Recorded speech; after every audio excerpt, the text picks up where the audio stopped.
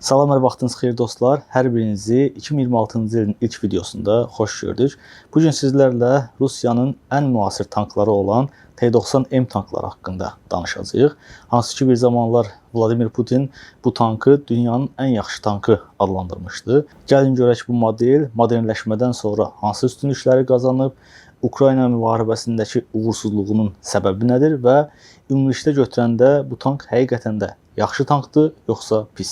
2025-ci ilin son günlərində Uralvagonzavod şirkəti T-90M tanklarının növbəti partiyasını istehsal xəttindən çıxardı və ordu birliklərinə göndərdi. Qeyd olunan məlumatlara görə Ukrayna müharibəsindən dərs alınaraq tankın dronlara qarşı qoruma özəlliyi artırılıb, Arena M aktiv müdafiə sistemi istifadə olunacaq və bu müdafiə sisteminin proqram təminatı yenilənib və dronlara qarşı daha həssas olduğu qeyd olunur. Ki, nə dərəcədə effektiv olacaq bilmirəm, çünki indiyənə kimi Arena M aktiv müdafiə sistemi kimi müdafiə sistemlərinin real döyüş şəraitində effektiv olduğu səhnələri görməmişəm. T-90 tankı haqqında daha əvvəl video hazırlamışdım. İzləmək istəyənlər yuxarı linkdən daxil olub izləyə bilərlər.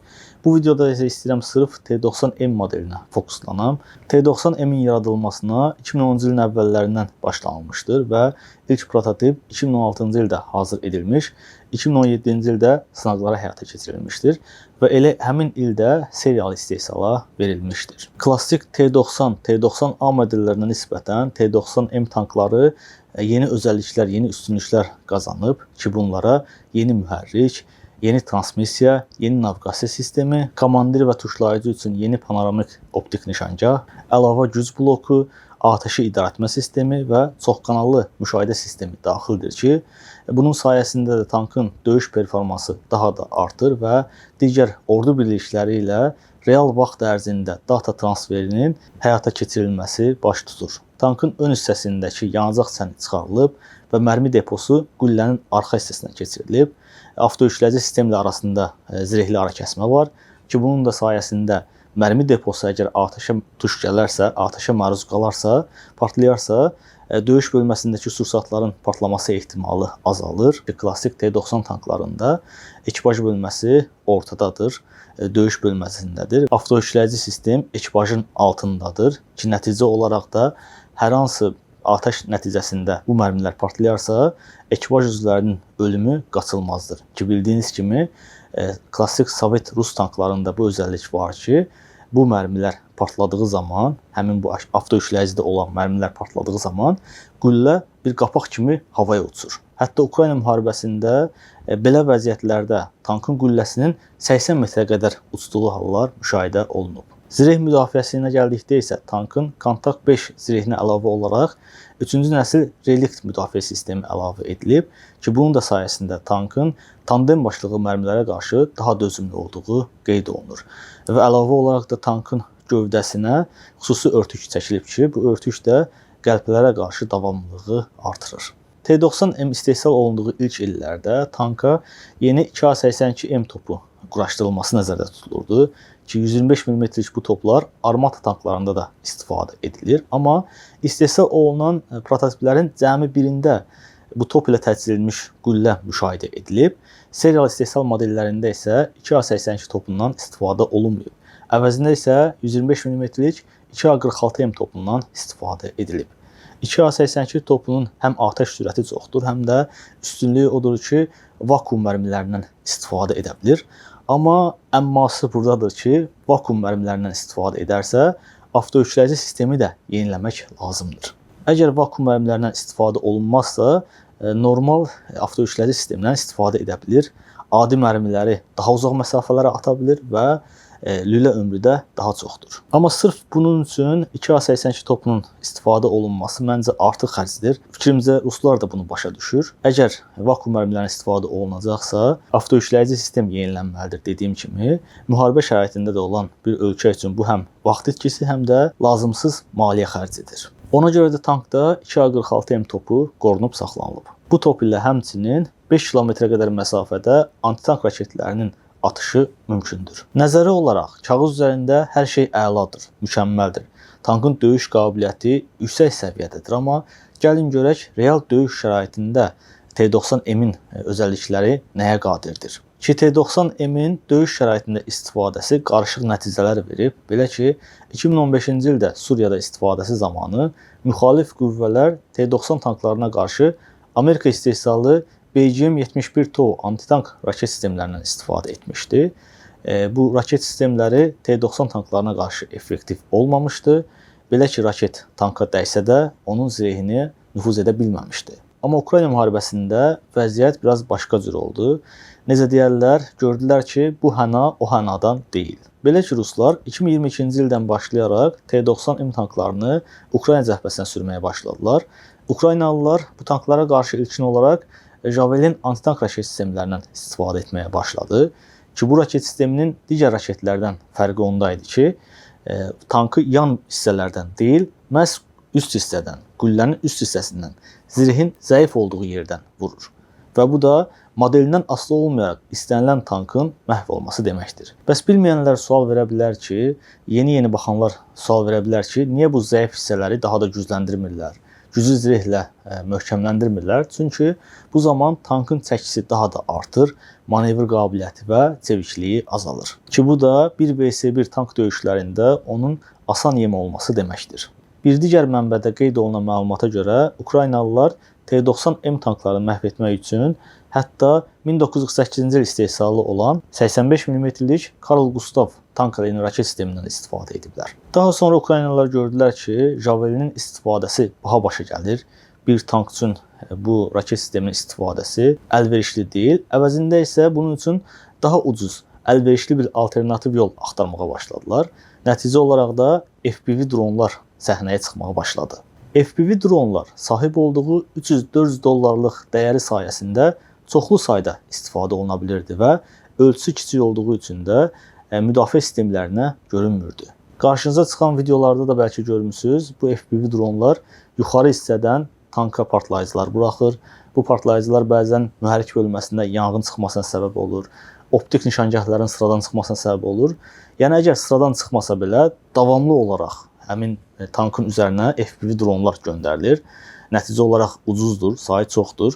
Tankın da gizlənməyə belə çox yeri yoxdur, müdafiəsizdir və çoxlu cəhdlər sonunda nəticəsini verir, tank məhv olur. Hətta bəzi səhnələrdə bu partlayıcıları tankın açıq lükundan belə içəri buraxırlar. Daha sonra Ruslar bu cür hücumlara qarşı müdafiə olunmaq üçün tankın üzərini dəmir qəfəslə örtdülər. Ki bu da həmin dronlara qarşı, raketlərə qarşı qismən müdafiəni təmin etdi, amma tankın hərəkət qabiliyyətini zəiflətdi. Ukraynalılar hətta T-90M tankını yüngül zirehli döyüş maşını ilə belə məhv etməyə nail olublar. Belə ki, 2024-cü ildə Ukraynanın Avdiivka kəndində T-90M tankı ilə 2 ədəd Bradley zirehli döyüş maşını üz-üzə gəldi. Görüntülərdən o nəticəyə gəlmək olar ki, həm T-90M-in, həm də Bradley'lərin bir-birlərindən xəbəri yoxdur. Anidən bir-birlərinin qarşısına çıxıblar və bu anda Ukraynalılar daha cəld tərpənərək T-90 tankını sürətli atəşə məruz qoyublar. Videodakı görüntülərə əsasən fikirlərimizi irəli sürsək deyə bilərik ki, T-90 ilə Bradley arasındakı məsafə təxminən 50 metrdir ki, bu məsafədə də kimin birinci tərpənəcəyi önəmlidir. Və burada qüllənin hərəkət istiqaməti, hərəkət sürəti də mühümdür. Belə ki, T-90M tankının qülləsinin 360 dərəcə dönməsi üçün 9 saniyə lazım gəlirsə, Bradley üçün isə bu göstərici 6 saniyədir. Və məsafə də yaxın olduqda nişan almaq da çətinləşir, çünki hədəf sürətlə hərəkət edir yaxında. Bu zaman nişan almaq biraz da çətinləşir. Və bu məqamda dediyim kimi birinci tərpənmək önəmlidir. Fikrimcə T-90-ın ekipajı qarşılarına qəflətən çıxan bu düşmən avtomobilini görüb nə edəcəklərini bilməyiblər, qərar verə bilməyiblər. Qərar verəndə isə artıq gec olub. Ukraynalılar 90 dərəcə bucaq altında tankı yan tərəfdən atəş açmağa başlayıblar ki, yan tərəfdə dediyim kimi zirehin zəif olduğu nöqtələrdən biridir. Ki bu məqamda dostlar, tankın ekipajının döyüş ruhu, psixologiyası da önəmlidir. Çünki tankın zirehi hər nə qədər güclü olarsa olsun, hər nə qədər mərmi keçirməz olursa olsun, davamlı atəş zamanı tankın daxilində gərginlik, xaos və qərarsızlıq yarana bilər. Tankistlər çox yaxşı bilər, tankın içində olanlar çox yaxşı bilər müharibə vaxtı ki, üzərinizə mərmilər yağdığı zaman həmin anda dəqiq qərar verə bilməz bir çox yeni tankçılar, amma təcrübəli tankçılar bu vəziyyətdən asanlıqla çıxa bilər. Belə ki, düşünün ki, siz bir dəmir qazanın içinə girmisiniz, kim sonra dalbadal dayanmadan çəkiclə vurur. Eynilə belə vəziyyət. Hər nə qədər tank mərmi keçirməz olsa da, ona dəyən mərmilər içəridə müəyyən qədər xaos yarada bilər. Bu vəziyyətdə soyuqqanlı olmaq mütləqdir. Bəs yaxşı, necə oldu ki, 25 mm-lik mərmilərdən istifadə edən Bradley o boyda T-90 tankını məhv etməyə nail oldu? Görüntülərdən də göründüyü kimi, atəş altında olan T-90 tankı hansı istiqamətə irəliləyir, qeyri-ixtiyari olaraq qülləsi də öz başına fırlanır ki, bu görüntülərdən belə nəticəyə gəlmək olar ki, bu 25 mm-lik mərmilər tankın qülləsinin gövdə ilə birləşən hissəsindəki qurğularını sıradan çıxarmış ola bilər. Onu qeyd edim ki, dostlar, Bradley avtomobilində istifadə olunan 25 mm-lik Bushmaster topu dəqiqədə 200 mərmi ata bilmək qabiliyyətinə sahibdir və məsafədən və bucaqdan asılı olaraq 30 ilə 100 mm-lik zirhi dələ bilir. İkinci bir ehtimalda irəli sürmək olar ki, tankın bildiyiniz kimi optik nişangahları var və tankın heyəti bu nişangahlardan ətrafı müşahidə edir. Həmin 25 mm-lik mərmilər hər nə qədər zirhə nüfuz etməsə də, bu nişangahları sıradan çıxarmış ola bilər və tankı kor vəziyyətinə gətirmiş ola bilər. Və sonlarda da görürsünüz ki, tankın ekipajı içəridən çıxır, qaçmağa başlayırlar və daha sonra Ukrayna dronu həmin tankı tamamilə məhv edir.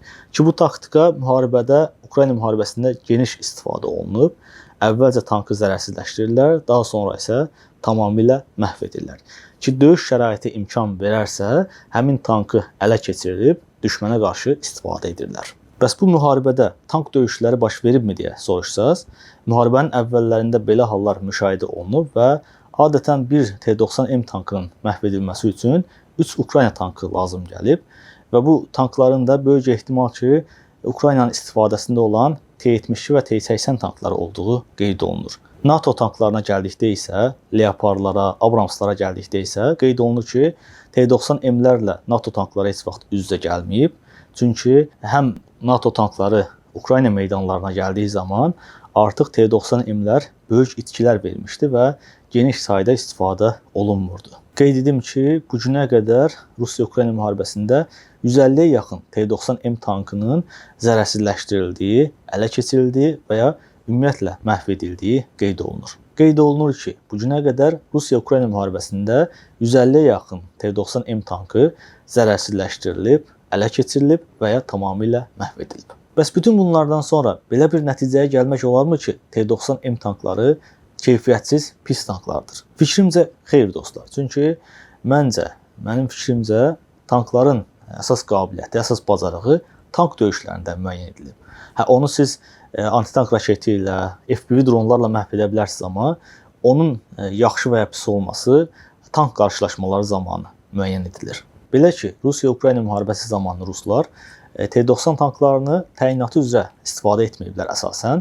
Daha çox onu artilleriya qurğusu kimi və ekipaj üzvlərini bir yerdən başqa yerə aparan zirehli döyüş maşını kimi istifadə ediblər. Yəni daha çox uzaqdan atəş açmaq üçün istifadə ediblər. Və əgər bir tankın pis və ya yaxşı olmasını müzakirə edəcəksə, onları əvvəlcə 1vs1 meydanlarında qarşılaşdıracağıq. Kimilərinə görə Ukraynalılara böyük çətinliklər yaşadan mükəmməl bir tank, kimilərinə görə isə T-72 tankından biraz daha yaxşı özəlliklərə sahib bərbad metal yığını olaraq qiymətləndirilən bu tank haqqında siz nə düşünürsünüz? Bir tankın yaxşı və ya pis olmasına qərar vermək üçün onun hansı sınaqlardan keçməsi lazımdır? Hansı döyüş meydanlarında olması lazımdır ki, biz buna qərar verək? Bu barədə fikirlərinizi mənimlə bölüşməyi unutmayın.